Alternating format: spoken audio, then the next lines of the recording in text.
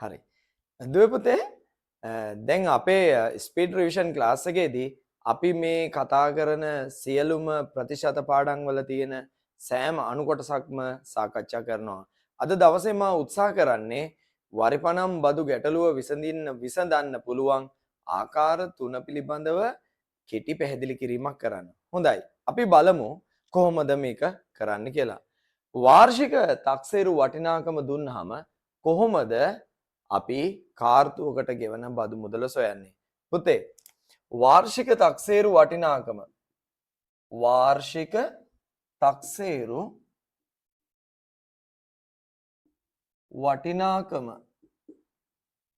දන්නවා නම් අපට පුළුවන් මේ වාර්ෂික තක්සේරු වටිනාකම බදු ප්‍රතිශතයෙන් ගුණ කරගන්න. බදු ප්‍රතිශතයෙන් ගුණ කරන්න.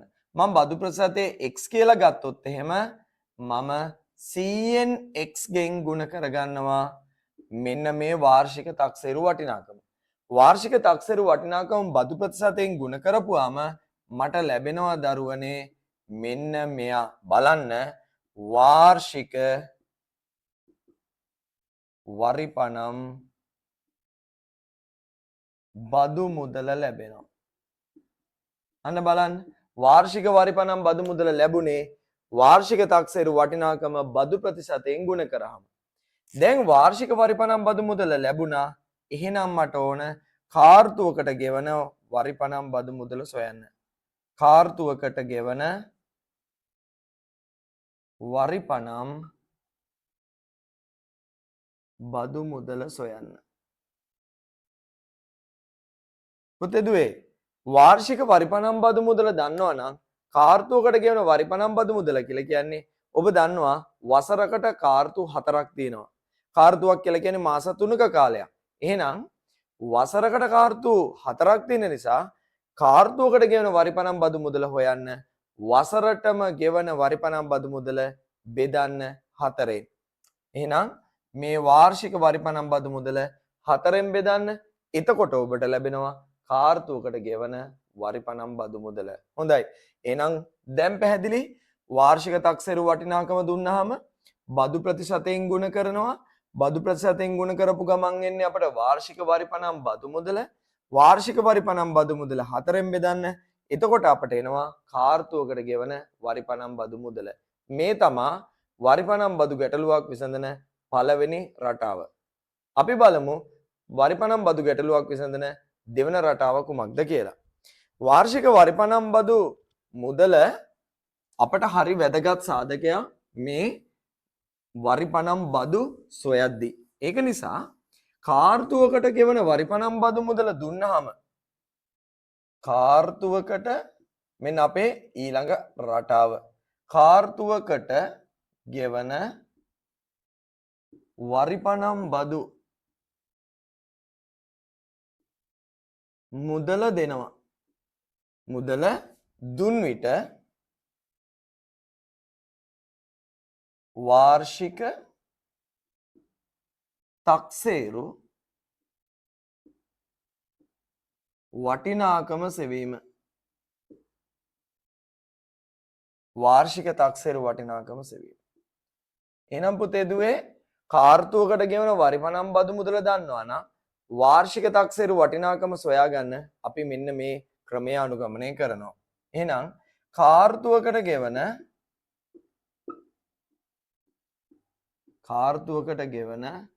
බදු මුදල අරගෙන ඒ කාර්තුවකට ගෙන වරිපනම් බදු මුදල ගුණ කරනවා 4ෙන්. අන්න කාර්තුවකට ගෙවන වරිපනම් බදු මුදල 4ෙන් ගුණ කරපු ගමන් එනවා වසරකට ගෙවන වරිපනම් බදු මුදල. ඒ කියන්නේ වාර්ෂික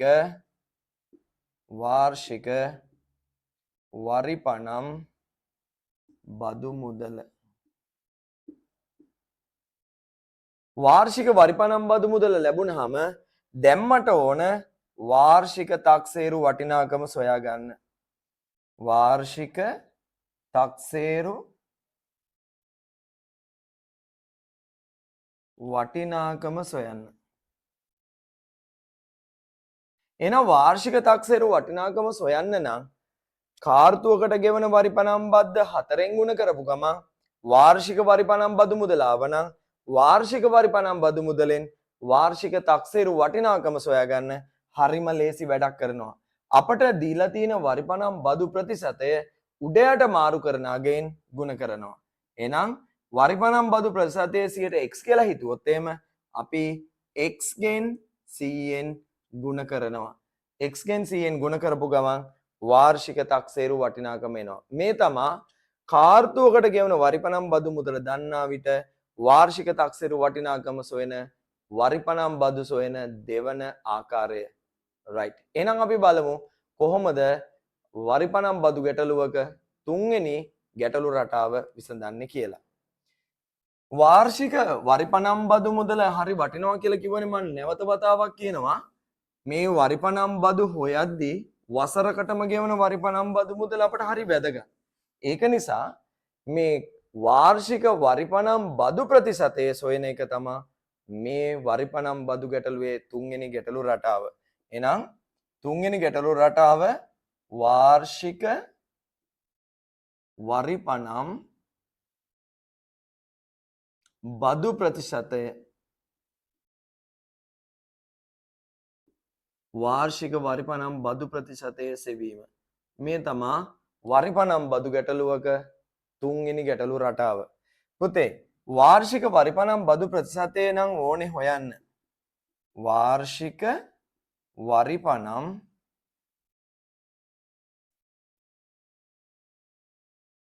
බදු ප්‍රතිශතය සොයාගන්න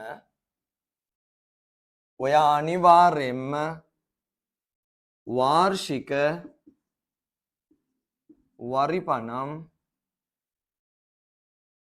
බදු මුදල සොයාගන්න ඕන. වාර්ෂික වරිපනම් බදු මුදල සොයාගෙන එයාව බෙදන්න වාර්ෂික තක්සේරු වටිනාකමින්.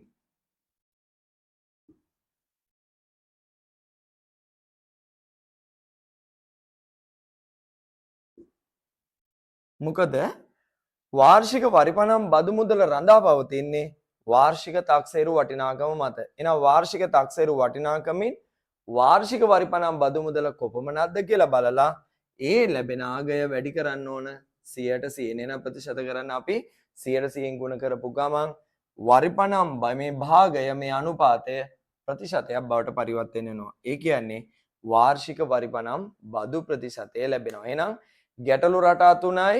පළවෙනි රටාව වාර්ෂික වරිපනම් බදු වාර්ෂික තක්සේරු වටිනාකම දුන්නාම කාර්තුවකට ගෙවන වරිපනම් බදු මුදල අහනවා. දෙවන රටාවේදී කාර්තුවකට ගෙවන වරිපනම් බදු මුදල දුන්නාම වාර්ෂික තක්සේරු වටිනාකම අහනවා. තුන්වෙනි ගැටලු රටාවේදී වාර්ෂික වරිපනම් බදු ප්‍රතිශතය අහනවා. මේ ආකාර තුන මගින් ඕනෑම වරිපනම් බදු ගැටලුවක් විසඳා ගැනීමට අවශ්‍ය කරන පසුතලය පසුබිම ගොඩ නැගෙනවා. ඒක නිසා මේ ක්‍රම තුන හොඳින් පුහුණු වෙන්න ඔයාට අනිවාර්යෙන් වරිපනම් බදු ගැටලුවක් විසඳා ගැනීමේ හැකියාව ලැබෙනවා. එහෙනම් සියලු දෙනාට ජය වේවා.